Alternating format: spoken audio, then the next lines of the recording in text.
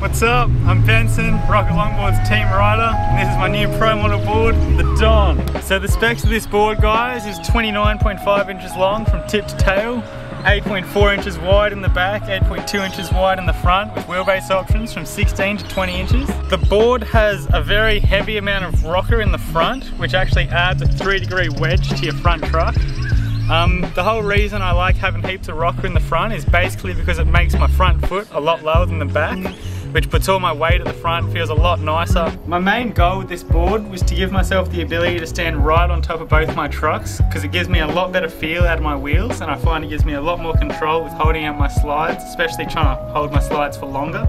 Something a little different about this board is that the fact that the width is actually a bit wider in the back than the front. Personally, I just find this feels a lot nicer for me because I don't skate with both my feet at the same direction. I like having my front foot quite directional and then my back foot just a little bit less. Feels really good. The board's concave is pretty open and mellow, but it really just lets you sit super nice in there and you can feel super at home wherever you want to stand on the board. I gave this board a ton of wheelbase options because I like to ride a few different types of trucks, the main ones being side and row trucks. And the wheelbase actually changes on these trucks for using the same mounting options because row give me a shorter wheelbase. So I actually find that giving all these wheelbase options allows me to run the same wheelbase with different trucks. This board is designed to be used with a rocket gravity plate. It will come with the holes drilled in it already for you. Good to go. Couple options depending on the wheelbase you choose.